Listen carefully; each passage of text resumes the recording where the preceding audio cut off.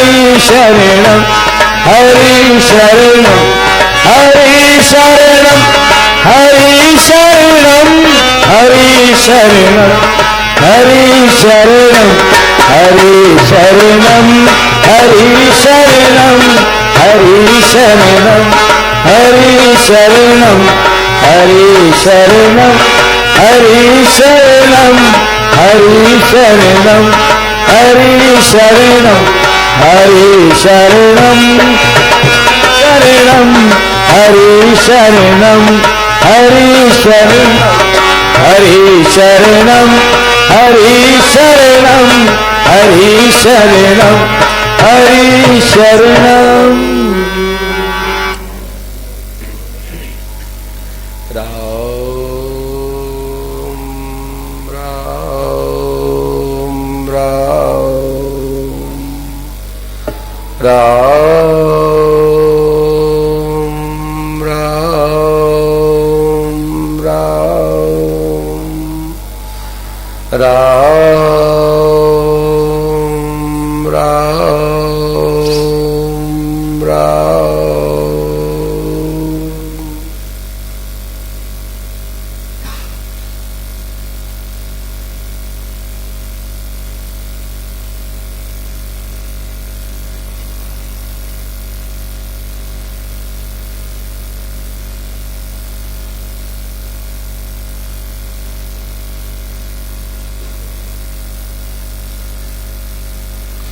नारायण राम जी राम।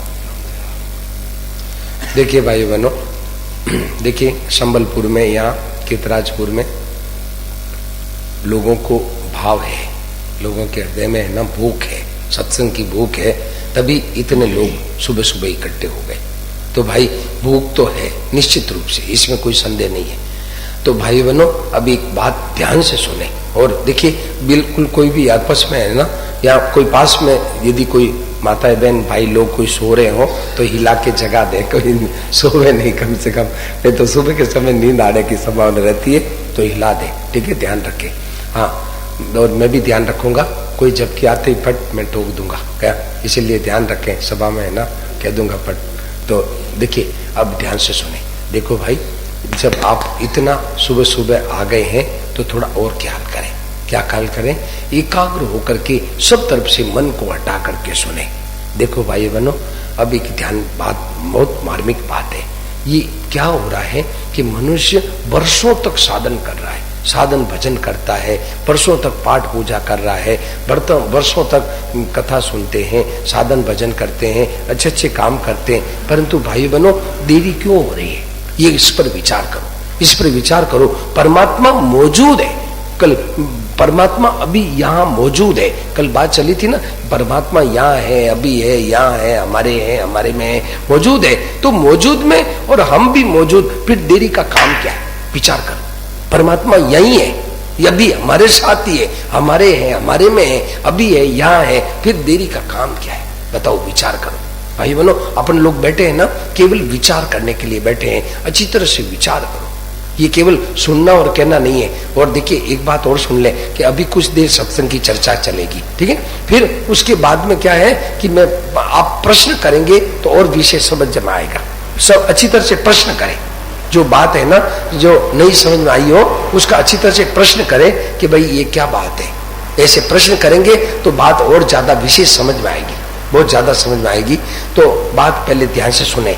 देखो भाई, बात यह है कि सरल सीधी सादी बात है, सीधी सरल बात यह है कि परमात्मा मौजूद होते हुए भी देरी का काम क्या है? देरी का काम यह है कि मनुष्य जैसे कि मनुष्य रुपयों को महत्व देता है। देखिए एक नियम सुन ले, सिद्धांत सुन ले, एक नियम है। क्या नियम है? कि मनुष्य जिसको महत्व देता है, जिसको कीमत दे देता है, जिसको आवश्यक समझता है, उसकी लगन मनुष्य के स्वतः ही लग जाती है। ये नियम है, ये सिद्धांत है। ध्यान से सुना, मनुष्य की ये सिद्धांत है कि जिस चीज को मनुष्य आवश्यक समझता है उसकी लगन उसके अपना आप लग जाती। लगन लगाने की जरूरत नहीं पड़ती। बोलो, लगाने की जरूरत पड़ती है? अपने आप लग जाती है। जैसे माताओं बहनों के भी देखो, आप जब कभी मान लो कोई साड़ी की, कोई जेवर की इच्छा हो जाती है तो पति के जिद कर लेती है, ये तो होना ही चाहिए। बच्चों के देख लो, बच्चों के मन में कभी खिलौने की मन में आ जाती है तो बच्चे एकदम रोने, एकदम पसंद लग जाते हैं, हमें तो ये खिलौना लगा के दो ही, तो उनको ला के देना ही पड़ता है। तो भाई बहनों, जिस चीज की मनुष्य को महत्व दे देता है, जिस चीज को आवश्यक समझ लेता है, जिस चीज को कीमती समझता है, उसकी लगन लगानी नहीं पड़ती, स्वतः ही लग जाती, अपने आप लग जाती, अपना आप। कैसे? जैसे उदाहरण दिया कि जैसे धन की, मनुष्य धन को आज महत्व दे रहा है कि रुपया बड़ी चीज है, तो रुपयों के लिए भाई बहनों स्वतः ही लगन हो रही है, स्वतः ही लगन लग जाती है। क्या रुपया कैसे मिले, क्या करूं, कैसे करूं, उसके लिए झूठ कपट, बेईमानी, ठगी, धोखेबाजी, विश्वासघात, यहां तक कि मतलब हत्या कर लेता है, लूट लेता है, चाहे जो कर लेता है, रुपया मिलना चाहिए। तो क्यों? कि रुपया बड़ी चीज है, तो रुपयों को महत्व देने से रुपयों की लगन अपना आप लग जाती है।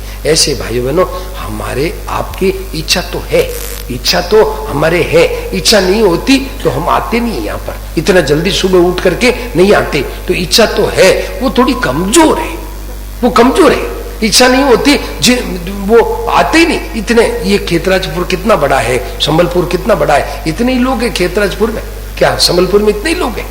तो क्यों कि सुबह सुबह कौन छोड़ के आवे, सुबह सुबह नींद छोड़ के कौन जावे? तो भाई बहनों, इच्छा तो है पर वो कमजोर है, वो इच्छा को तेज हो जाए, पट काम बन जाए, पट काम बन जाए, बस देरी का काम नहीं, वो इच्छा तेज हो जाए। और इच्छा तेज कब होगी? कि जब हम आवश्यक ये समझेंगे। इच्छा कब होती है? जब हम ये आवश्यक समझे कि यही खास चीज है, हमारे को महत्व दे भगवान का, क्या कि भगवान ही बड़े हैं और मुझे वो ही चाहिए, तो इच्छा जोरदार हो जाएगी। देखिए, गीता में एक श्लोक है, गीता में कई विचित्र विचित्र श्लोक है, भाई बहनों ध्यान दें। गीता कहती है, यो मामेव सम्मूढ़ो जानाति पुरुषोत्तमम स सर्विद भजति माम सर्वभावेन भारत।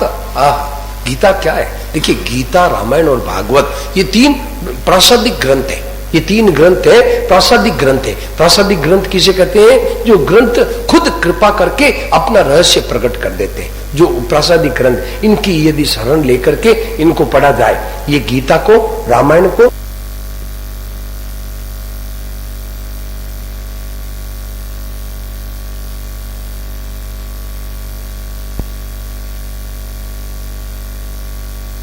यो मामेव सम्मूढ़ो जानाति पुरुषोत्तमम, जो मेरे को सबसे श्रेष्ठ मानता है, सबसे श्रेष्ठ जानता है, तो वो क्या करता है? सर्विद भजति माम, वो सब तरह से मेरा ही भजन करता है, वो मेरा ही भजन करता है, सब तरह से, सब तरह से 24 ही घंटे वो मेरे में ही लगा रहेगा।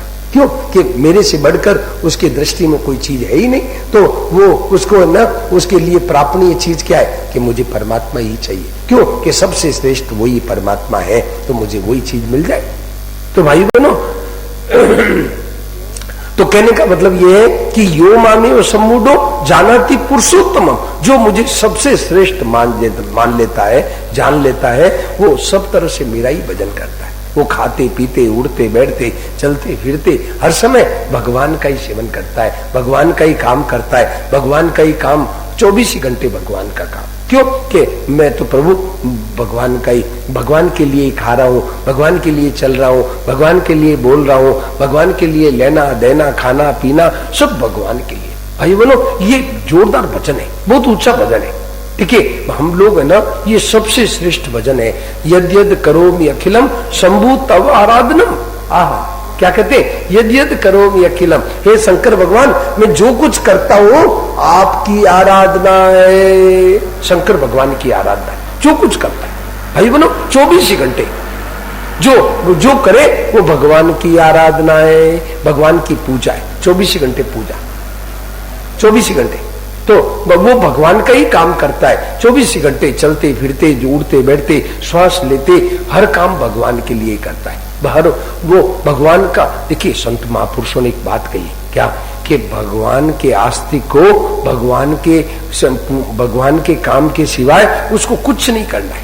अरे भाई देखिए, जब घर बार छोड़ करके, ये बहनें जब घर बार छोड़ करके और अपने ससुराल चली गई, अब ससुराल में इनका क्या काम है? कोई काम नहीं, पति का ही काम करना, पति की हो गई, अब पति का ही काम करती है। तो जब पति देखिए, इसमें दो तरह के काम होते हैं, ध्यान से सुना। इसमें मतलब ये जो बात आई ना कि माम एकम शरणम ब्रज, मेरी एक की शरण आ जा, गीता में जो बात आई उसका संतों ने बहुत अच्छा अर्थ लिखा है। क्या अर्थ लिखा है? माम एकम शरणम ब्रज, मेरी एक की शरण आ जा। तो भगवान कितने, कोई 4-5 है क्या? नहीं, मेरी एक की शरण का मतलब क्या है कि और किसी का सहारा नहीं, केवल मेरा सहारा।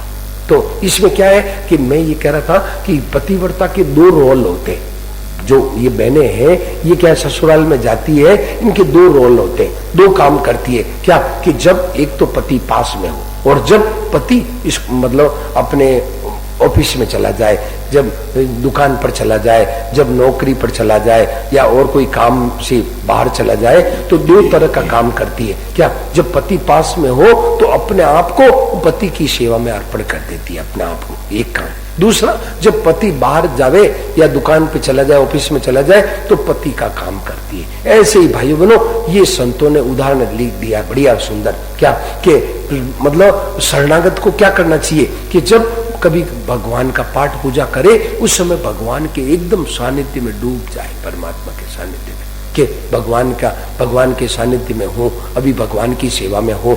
उस समय संसार याद नहीं आवे, उस समय एक पति, जैसे पतिव्रता है, पति की सेवा में तल्लीन हो जाती है, पति की सेवा में, पति के जो भी काम है उसमें तल्लीन हो जाती है। जब पति पास में हो, पति पास में हो तो पति की सेवा में तल्लीन हो जाती है, और पति दूर हो तो पति के घर का काम करती है। ऐसे ही भाई बनो, 2 तरह का भक्त को ये चाहिए कि जब पाठ पूजा वगैरह नित्य नेम करे, उस समय एकदम पति के पास में, परमात्मा रूपी पति के पास में। और जब मतलब दूसरा बाहर का जो सेवा का काम करे, तो पति के घर का काम करे, परमात्मा का काम करे, परमात्मा का काम समझ के करे। तो भाई बनो, हर समय मौज, भगवान का ही काम करता है। भगवान का शरणागत होता है, वो 24 ही घंटे भगवान का ही काम करता है। मदगत प्राणा, यहां तक कह दिया, गीता में कह दिया, मदगत प्राणा, मेरा ही प्राण ही मेरे लिए ही प्राण, बस और कुछ नहीं।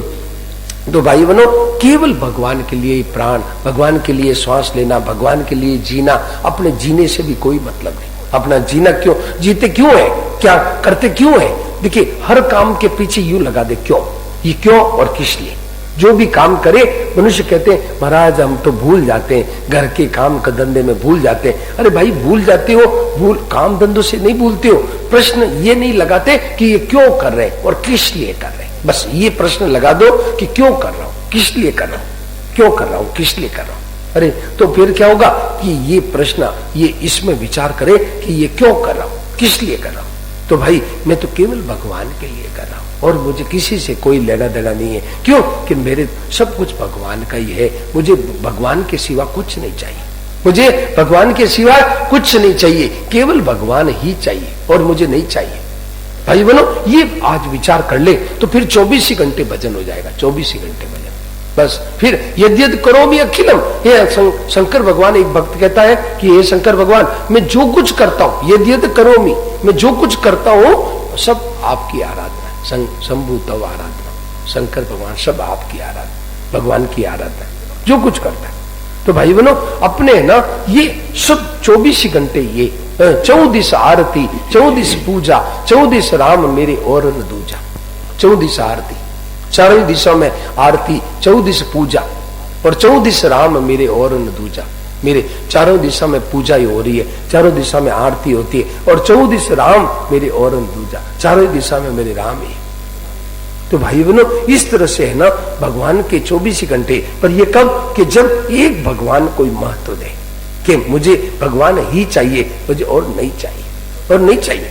तो भाई 24 घंटे फिर पूजा होगी, उसको पूजा। देखिए, 3 तरह से काम होता है, ध्यान से सुन लेना, 3 तरह से काम होता है। क्या?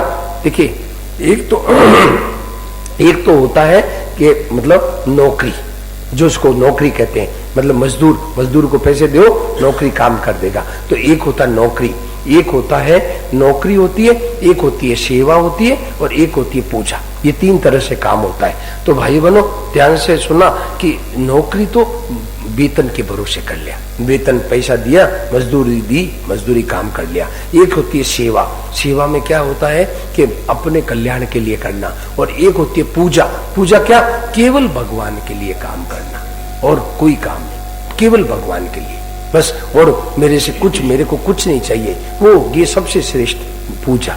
तो भाई बात तो पूजा भाव रहे कि प्रभु के लिए कर रहा हूं, जो कुछ काम कर रहा हूं प्रभु आपके लिए कर रहा हूं, तो वो करता है भगवान का काम और भगवान करते हैं उसका काम, भगवान उसका काम करता है, वो भगवान का काम करता है तो भगवान उसका काम करते हैं। फिर दोनों एक दो आमने सामने रहते हैं, दोनों आमने सामने रहते हैं, वो भगवान का काम, भगवान उसका काम करते हैं। भगवान ने गीता में प्रतिज्ञा कर ली, भगवान ने गीता में साफ प्रतिज्ञा की है। देखिए भगवान गीता कहती है कि क्या कहते हैं, अनन्यास चिंतयन्तो माम ये जना पर्युपासते तेषाम नित्याभियुक्तानाम योगक्षेमम वहाम्यहम्। अरे अर्जुन तू मेरे ही केवल मेरी तरफ ही लग जा, फिर सारा काम तेरा मैं करूंगा, सारा काम मैं करूंगा।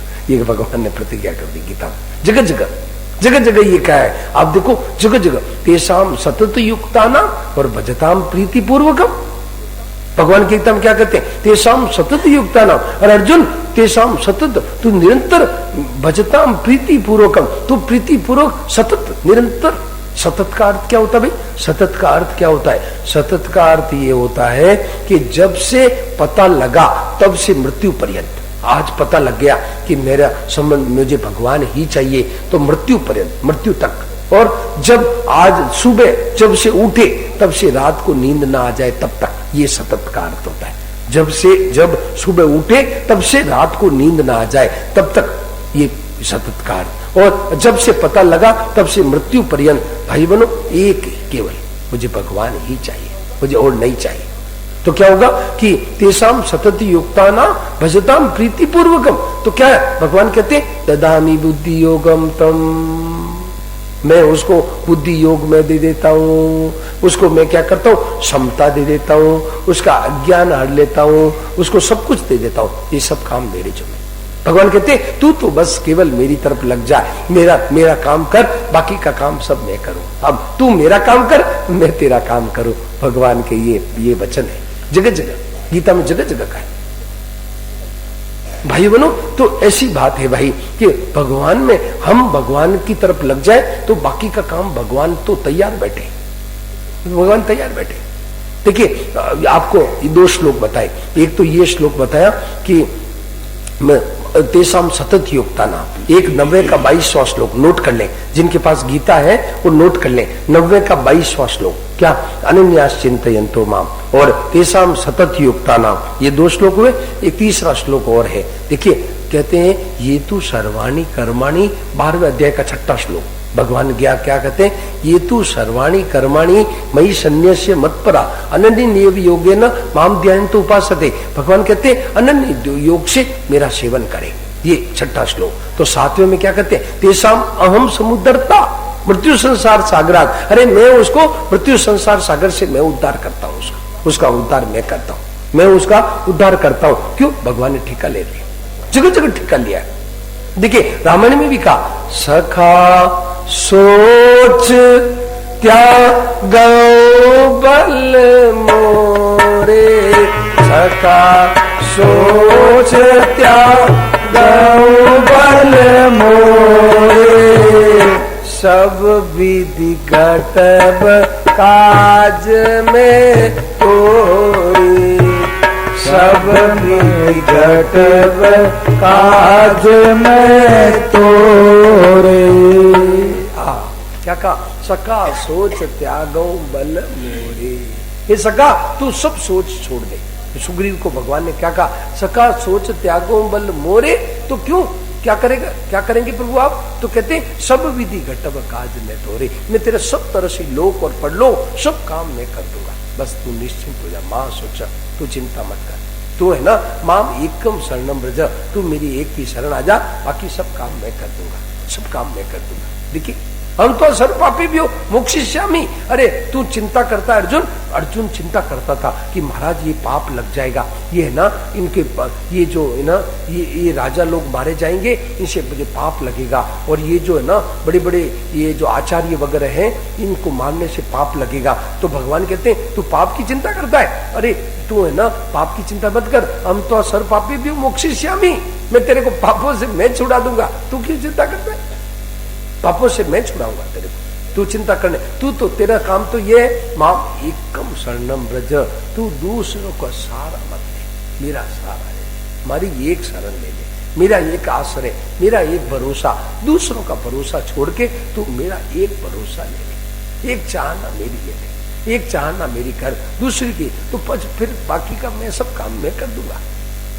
भाई बनो जगह जगह रामायण में गीता में भरा पड़ा है, भरा पड़े जगह जगह सका सोच त्यागो। देखिए सुग्रीव ने क्या कहा, ध्यान से सुना, सुग्रीव ने ये कहा कि प्रभु मैं सब प्रकार करियो सेवकाई, जे विधि मिले जानकी आई। प्रभु मैं सब प्रकार से काम करूंगा, कैसे कि जैसे जानकी मिल जाए वो काम करूंगा। परंतु भगवान ने ये नहीं कहा कि मैं तेरा है ना तेरे को राज दिला दूंगा, तेरे को स्त्री दिला दूंगा, तेरे को है ना तेरे को मतलब सब कुछ दिला दूंगा, खजाना दिला दूंगा, ऐसा नहीं कहा।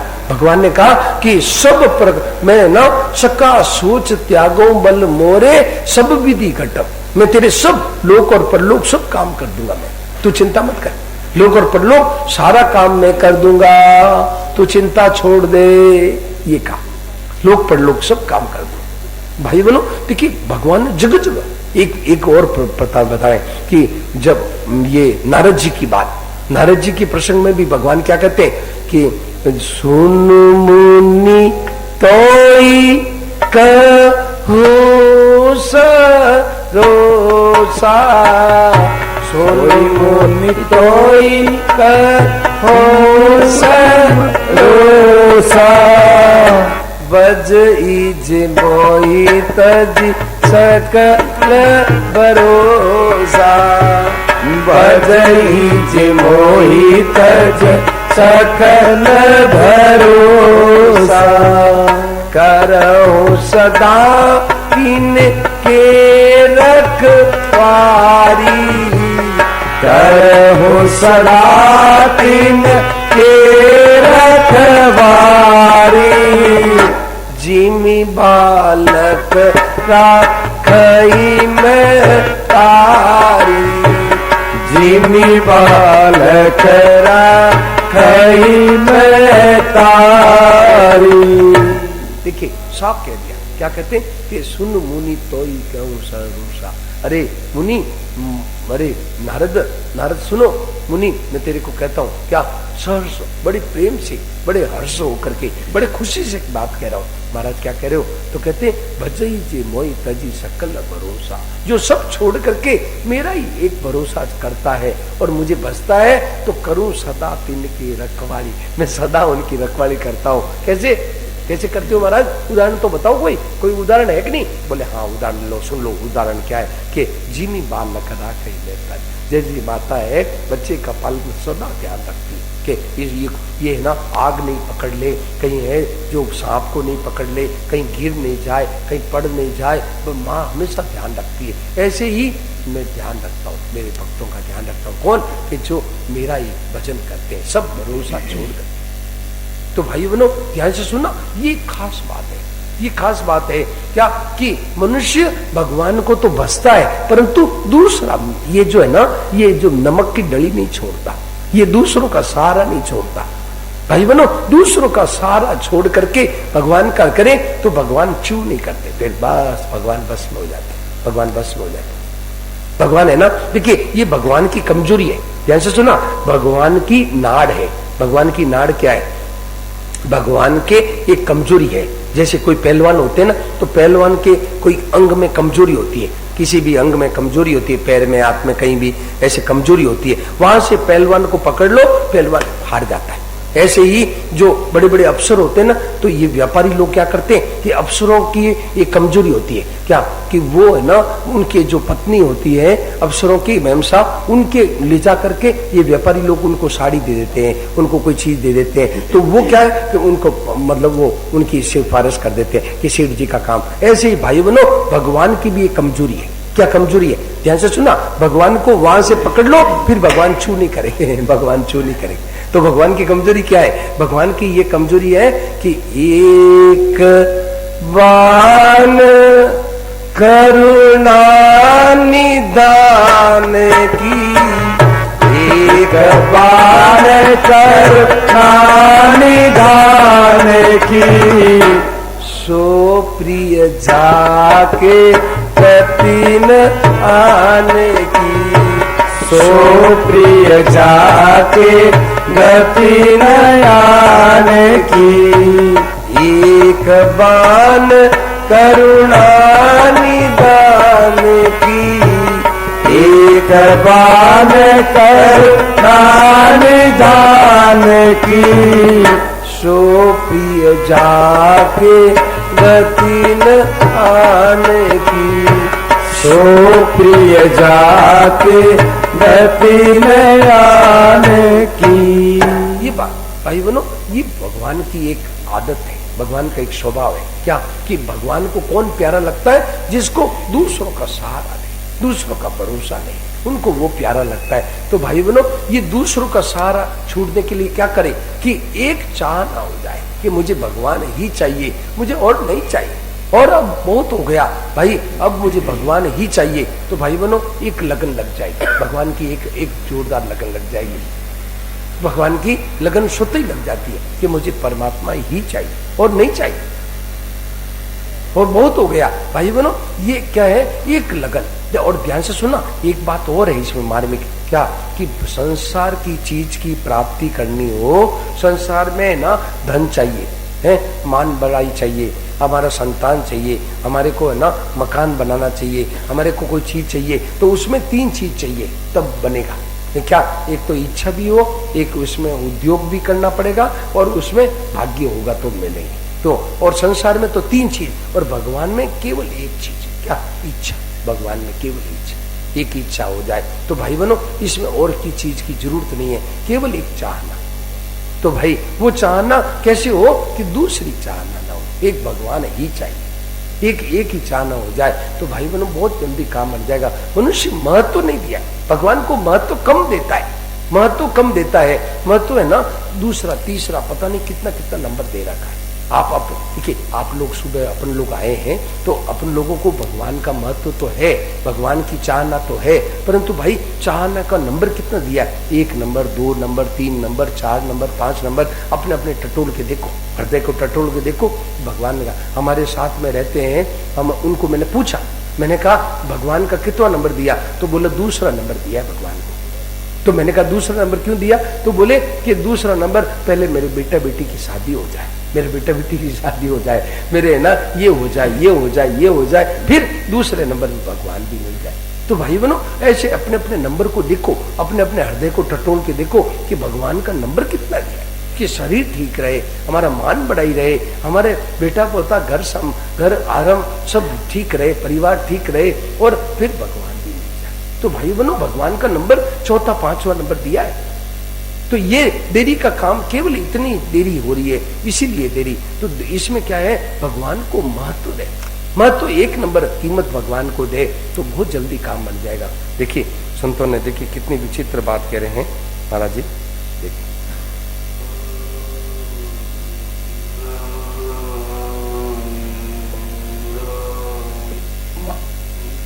मनुष्य जिसको आदर भी देता है उसकी प्राप्ति के लिए स्वयं उसके मन में समझाने चाहिए। जैसे रुपयों को आदर देने से रुपया कमाने की इच्छा स्वतः भीतर हो जाती है, उस इच्छा पैदा करने की कोई कोशिश करनी नहीं पड़ती, किसी तरह से रुपया हो जाए। कैसे ही रुपया हो जाए, बस किसी तरह से झूठ खपट बेईमानी धोखेबाजी विश्वासघात कुछ भी करो, चोरी करो, लापा डालो, किस तरह से रुपया हो जाए। कैसे ही मतलब विधवाओं का धन हड़ लेता है, गरीबों का रुपया खा जाना है, कैसे ही करोड़ रुपया होना चाहिए, ये लगन लग जाती है। इस तरह की अगर प्राप्ति इच्छा हो जाए कि तत्व ज्ञान हो जाए, भगवान के दर्शन हो जाए, भगवान के सुना में प्रेम हो जाए, ऐसी इच्छा अगर जोरदार हो जाए तो सब काम ठीक हो। ये खास ऐसे यदि जैसे धन की इच्छा होती है ना, ऐसे यदि भगवान की इच्छा हो जाए कि भगवान में प्रेम कैसे हो, भगवान में लगन कैसे लगे, भगवान का दर्शन कैसे हो, तो वो जल्दी काम बन जाता है।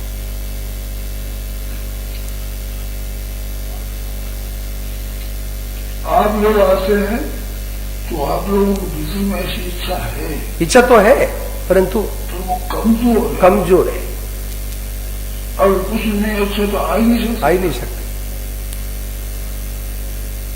अभी वृंदावन में इतने ही लोग हैं क्या? क्या खेतराजपुर में इतने लोग हैं? बाहर है सत्संग के लिए, वृंदावन दर्शन करने के लिए आए हुए, बाहर आए हुए तो इतने ही है। जल्दी कौन हो इसलिए? हाँ, कुछ भी इच्छा है थोड़ी बहुत, यही दोस्त होते लोग, वही इकट्ठे हुए लोग। पारमार्थिक इच्छा है कुछ, तो वो इच्छा जोरदार हो जाए तो बहुत जल्दी काम बन जाए।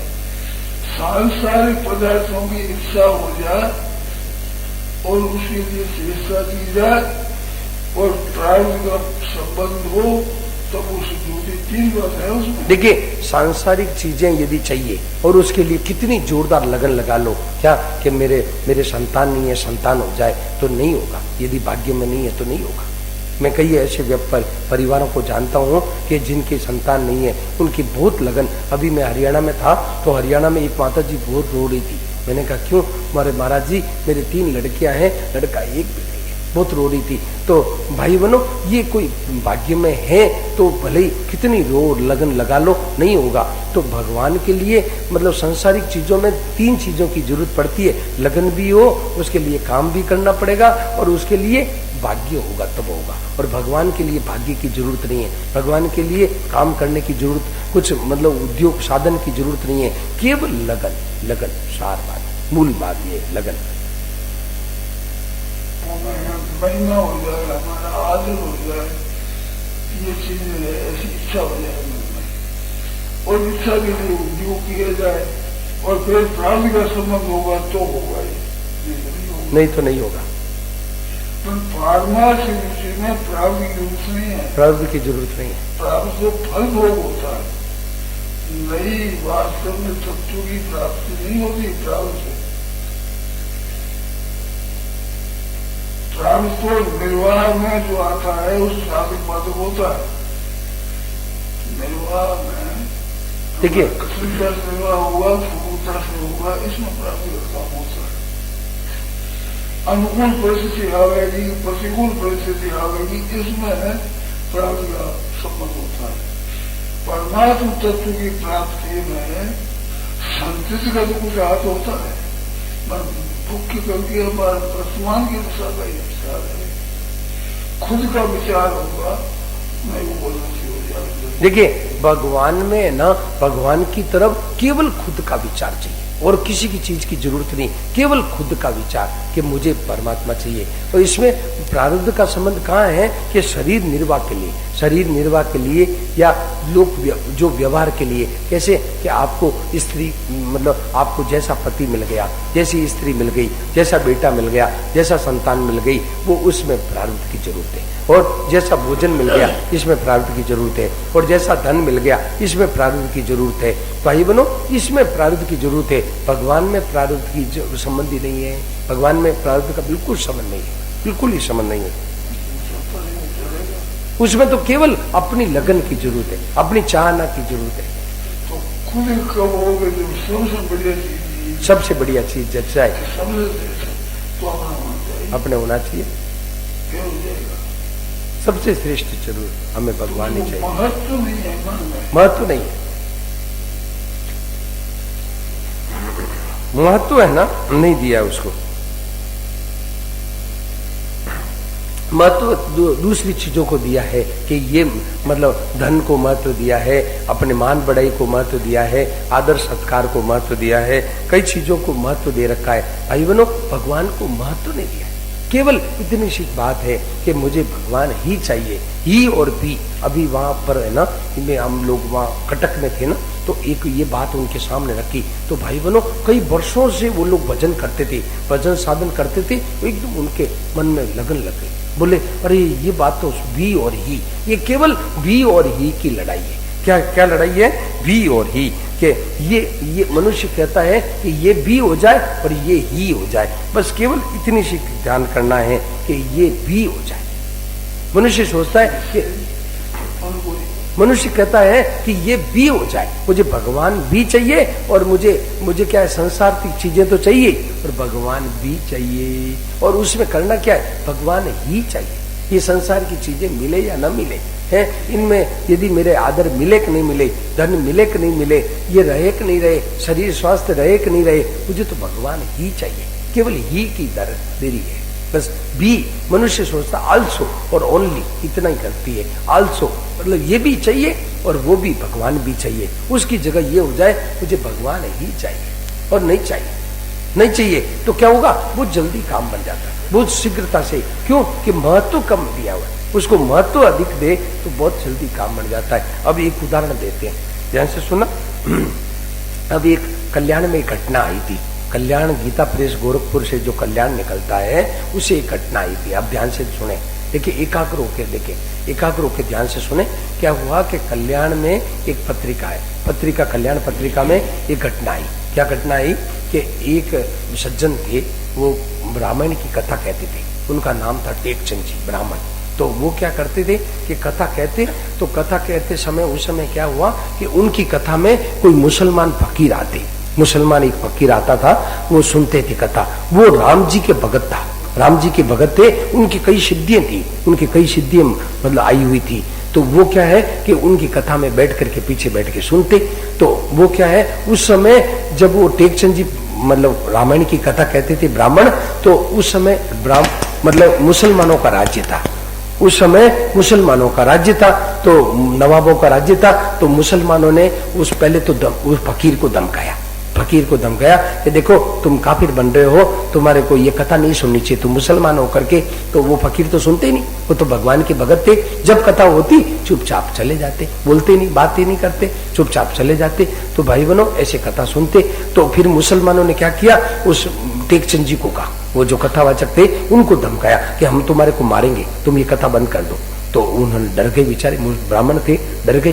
तो उन्होंने कहा मुसलमानों से कि भैया ऐसा करो, मैं इतने दिन से कथा कह रहा हूँ, 2-3 दिन मुझे मौका दे दो। क्यों? कि मेरी पेट पूजा रुपया वगैरह आ जाए।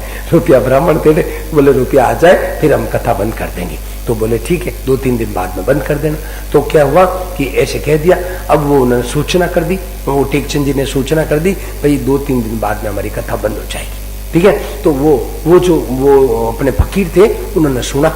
तो फकीर जब कथा बंद हुई, कथा समाप्त हुई, तो नहीं उसी दिन की कथा समाप्त हुई, सूचना हुई, तो वो मिले। अरे तुम अवध साहबजादा के भगत होकर के, अवध साहबजादा अवध का मालिक जो परमात्मा है उसके भगत होकर के तुम डर गए? अरे कैसे तुम डर गए?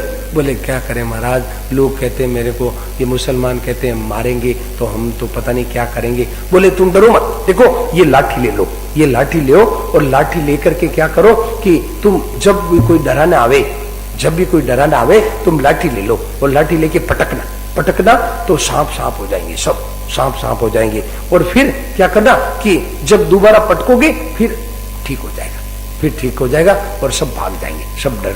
बोले ठीक है। तो लाठी दे दी, डर लग रहा था ना, तो लाठी दे दी। अब ध्यान से सुना, लाठी दे दी।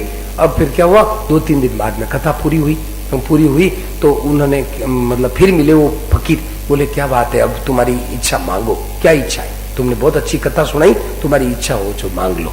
तो उन्होंने कहा महाराज मैं और तो सब ठीक है, अब कथा तो समाप्त हो गई, अब लाठी आपने दे दी, अब मेरी इच्छा है कि मेरे संतान नहीं है, मेरे बेटा हो जाए।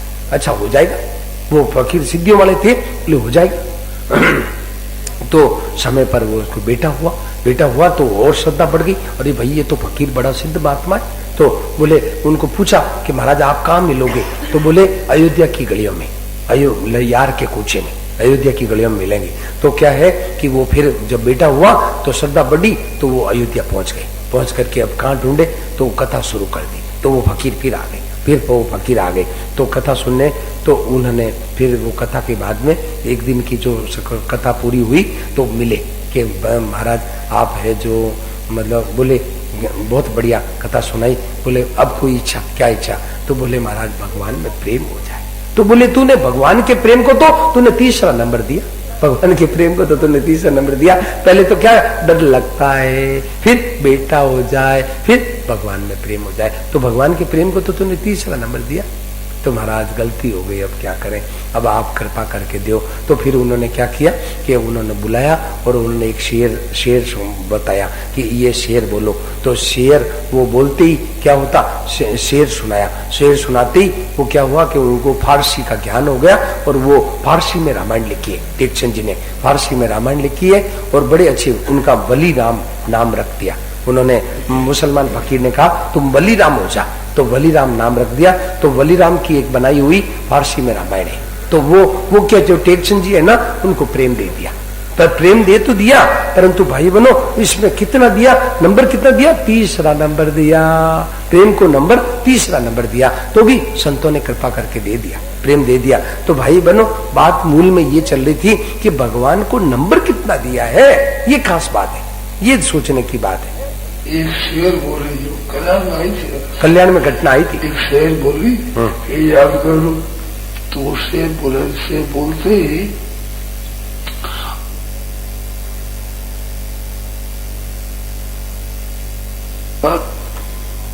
फारसी में रामायण है।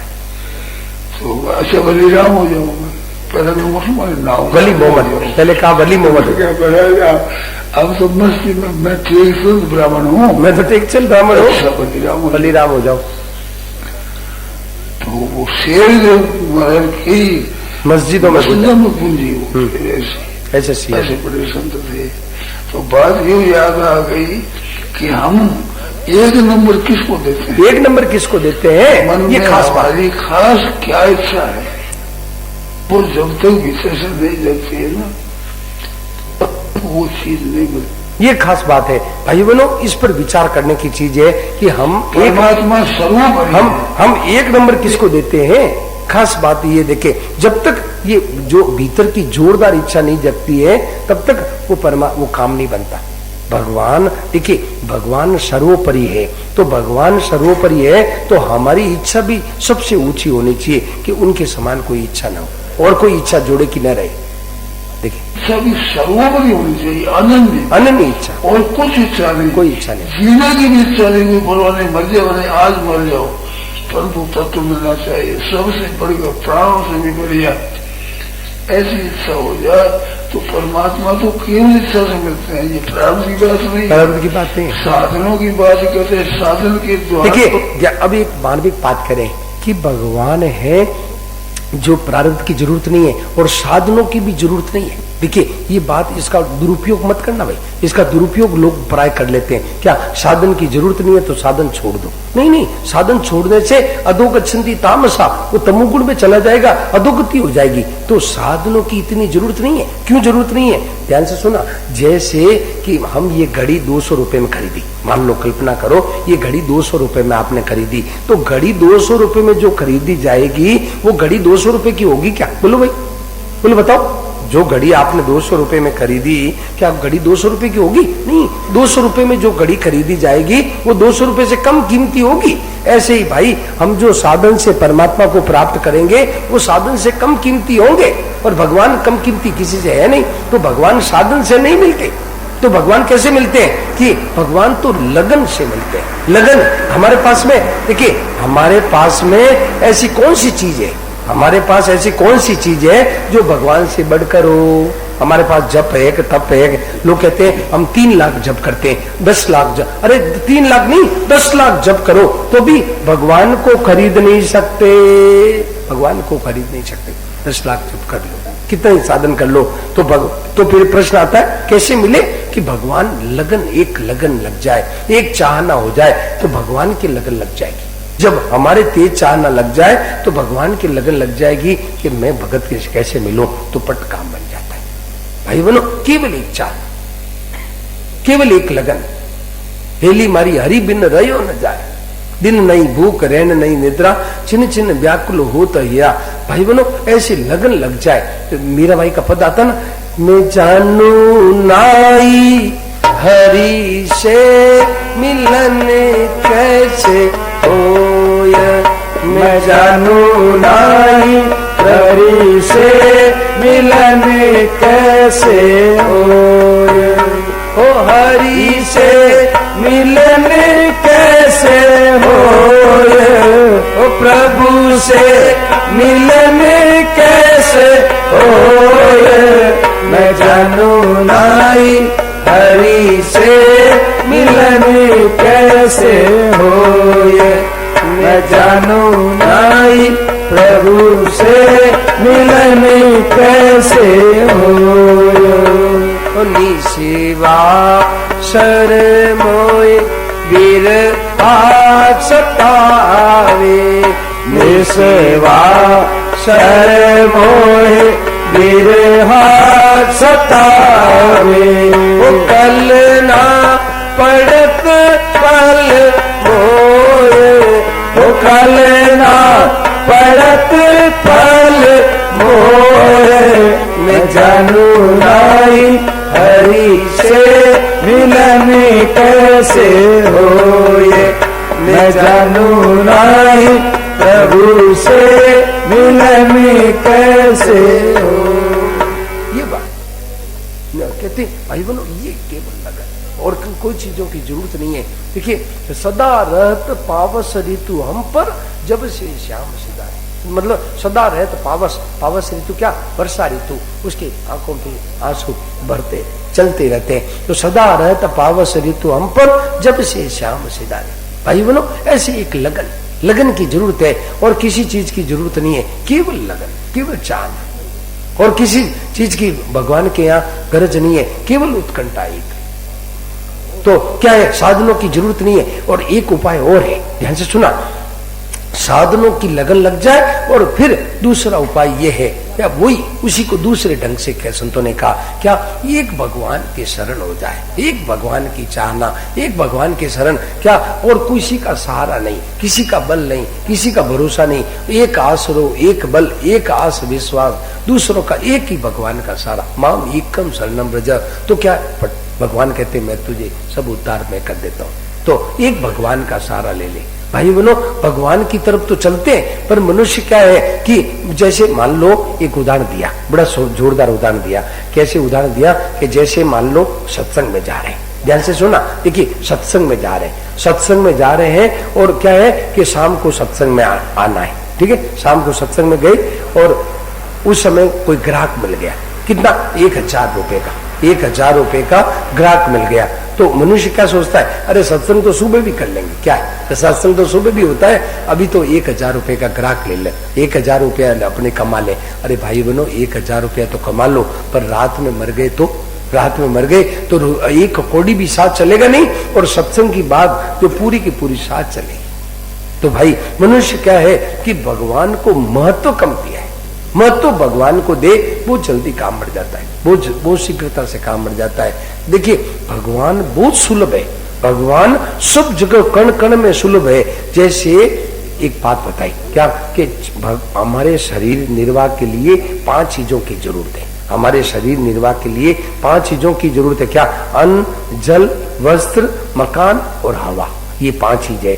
तो सबसे ज्यादा जरूरत किसकी है, हवा की। तो हवा सब जगह जहां भी ले लो, हवा तैयार है, हवा सब जगह, कहीं से ले लो, और हवा सब जगह। और इतनी, मतलब क्या है, जल इतना सुगम नहीं है, उतना कपड़ा इतना सुगम नहीं है, उससे मकान इतना सुगम नहीं है, क्यों, उसकी जरूरत कम है। और सबसे ज्यादा जरूरत किसकी है, हवा की। तो भाई बहनों, उससे भी ज्यादा जरूरत किसकी है, परमात्मा की, परमात्मा की जरूरत है। परंतु आवश्यकता यह है कि जरूरत समझे तो, मनुष्य जरूरत ही नहीं समझता, भगवान की जरूरत ही समझता नहीं।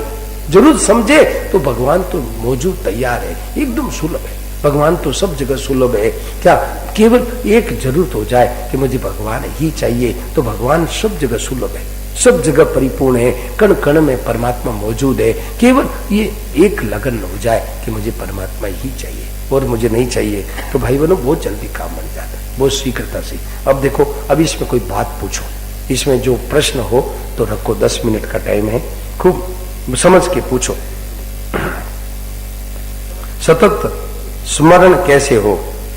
कहते हैं कि सतत स्मरण कैसे हो। देखो भाई, सतत स्मरण के लिए एक चाहना अपना हो जाए कि मुझे और नहीं चाहिए, तो फिर क्या होगा? भगवान ही याद आएंगे और कौन रहा। देखिए, आप चाहे कोई कर लो, एक भगवान का सहारा ले ले, एक भगवान का सहारा ले ले, एक भगवान की चाहना हो जाए तो फिर स्वतः ही भगवान का स्मरण होगा। भगवान, दूसरी चीज याद ही नहीं आएगी। वो मेरे कौन है? मेरे तो भगवान ही है। देखिए, संतों ने साफ कहा है, पतिव्रता रे पति के पासा, यू साहिब के डीगरे दासा। पतिव्रता का एक सहारा किसका होता? पति का सहारा होता है, एक सहारा। तो भाई बहनों, ऐसे ही एक चाहना हो जाए कि मुझे भगवान ही चाहिए, तो फिर कोई स्मरण दूसरा कोई हमारा है ही नहीं। मीरा भाई ने कहा ना, मेरे तो गिरधर गोपाल दूसरा न कोई, मेरे तो गिरधर गोपाल दूसरा न कोई, दूसरा न कोई नाथ, दूसरा न कोई, मेरे तो गिरधर गोपाल दूसरा न कोई, मेरे तो गिरधर गोपाल दूसरा न कोई। तो ये जो है सतत स्मरण कैसे हो? सतत स्मरण तब हो कि भाई ये दूसरा न कोई, यहाँ ओल है, यहाँ गलती है, ये दूसरा न कोई है ना, यहाँ देरी है, ये देरी का काम इतना ही है। दूसरा भी चाहिए, धन भी चाहिए, मान भी चाहिए, बेटा पोता भी चाहिए, हमारे को प्यारा लगता है, संसार की चीजें प्यारी लगती है, ये तब तक भाई स्मरण संसार का रहेगा। ये संसार और भगवान, जब तक ये दो भावना है तब तक सतत स्मरण नहीं होगा। तो भगवान का स्मरण कब? कि मुझे भगवान ही चाहिए, भगवान और नहीं चाहिए, और मेरा कोई है ही नहीं, मैं और किसी का नहीं, मैं देखिए, ये 3 चीजें हैं। क्या? मैं दूसरों का हूँ, मैं है जो अमुक पोते का हूँ, अमुक दोहिते का मैं हूँ, अमुक बेटी का मैं पति हूँ, अमुक मेरा है। जब तक ये मेरा है तब तक सतत स्मरण नहीं होगा। सतत स्मरण करना हो तो क्या? कि दूसरों न कोई, मेरा केवल भगवान है और मुझे केवल भगवान ही चाहिए और मुझे नहीं चाहिए, और मैं केवल भगवान का हूँ। भाई बहनों, ये तीनों चीजों में एक चीज कर लो, एक ही चीज कर ले। क्या? कि यदि चाहना एक भगवान की कर ले कि मुझे केवल भगवान ही चाहिए, तो सतत स्मरण होने लगना शुरू हो जाएगा। तो एक बात।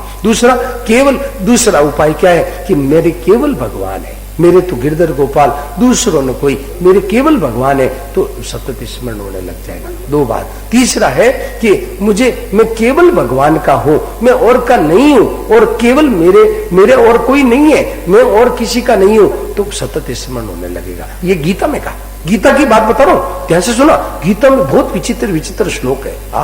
भाई बहनों, गीता में क्या विचित्र श्लोक है। देखिए, मुझे ये एक श्लोक बहुत प्यारा लगता है। कौन सा? 8वें का 14वां श्लोक, आप नोट कर ले। 8वें का 14वां श्लोक बड़ा विचित्र का है भगवान ने। देखिए, भगवान क्या कहते हैं? 8वें के 14वें श्लोक में भगवान कहते हैं कि पूरी गीता 700 श्लोक है। गीता में 700 श्लोक है। जैसे सुना, 700 श्लोकों में एक जगह यहां आया है। क्या? सुलभ शब्द एक बार आया। सुलभ का मतलब क्या? इजीली अवेलेबल, बहुत आसानी से मैं मिल जाता हूँ, बहुत सुगमता से मिल जाता हूँ, बहुत सरलता से, कैसे कि दूजा कुछ चाहिए नहीं, तो क्या है? सुलभ अनन्य चेता सततम यो माम स्मरति नित्य सत। अनन्य चेता भी केवल एक संबंध है। अनन्य चेता का अर्थ क्या? मैं केवल भगवान का हूं और केवल भगवान मेरे, और या दूसरे शब्दों में कह दो, मुझे मेरे भगवान ही है, या तीसरे शब्दों में कह दो, मुझे भगवान ही चाहिए और मुझे नहीं चाहिए, तो सतत स्मरण होने लगेगा। एक प्रश्न। दूसरा प्रश्न है, ददामी बुद्धि योगम भगवान से कैसे प्राप्त होती है, करना क्या है? देखिए, भगवान कहते हैं ददामी बुद्धि योगम। अभी जो श्लोक बताया था, ये 10वें अध्याय का 10वां श्लोक। ठीक है ना। तो 10वें अध्याय का 10वां श्लोक भगवान कहते हैं तेषाम सतत युक्तानाम, तू मेरे निरंतर मेरे में लगा रहे, तू मेरे में निरंतर लगा। तेषाम सतत युक्तानाम भजताम, तू मेरे का भजन करता रहे। तो क्या है, ददामी बुद्धि योगम तम, तो पहले ये है कि तू मेरे में लग जाए तो बाकी का काम सब मैं कर दूंगा, बाकी का काम सका सोच त्यागो बल मोरे। तू है ना, मतलब भजई जे मोई तजी सकल भरोसा, सब भरोसा छोड़ के तू मेरा भजन कर, बाकी का काम भगवान ये सब कर देंगे। ज्ञान वैराग भक्ति मुक्ति सब भगवान दे देंगे। तेरा काम यही है कि तू मेरे लग जा, दूसरों का आसरा छोड़ के मेरे में लग जा, ये काम है। तो कहते हैं ददामी बुद्धि योगम, करना क्या है, करना यही है दूसरों का सहारा छोड़ के और दूसरों का सहारा छोड़ के भगवान के भजन में लग जाए। ये बस इतना ही काम करना है, बस दूसरों का आश्रय लेके, दूसरों का सहारा, दूसरों का भरोसा छोड़ के भगवान के भजन में लग जाए, इतना काम करना है। तो कहते हैं योगक्षेमम, योगक्षेम्य कहते हैं वहाम्यम, भगवान आश्वासन को अनुभव कैसे हो। देखिए ये भगवान अपना आप कर देंगे। योगक्षेमम वहाम्यम, देखिए ये काम भगवान का है, ध्यान से सुनना, इसमें काम की बात है क्या कि करने लायक काम करते ही पाने लायक वस्तु अपने आप ही मिल जाएगी। तो ये काम भगवान का है, योगक्षेम वहाम्यम। अपना काम है अनन्यास चिंतयन्तो माम, अपना काम ये है कि अनन्य भाव से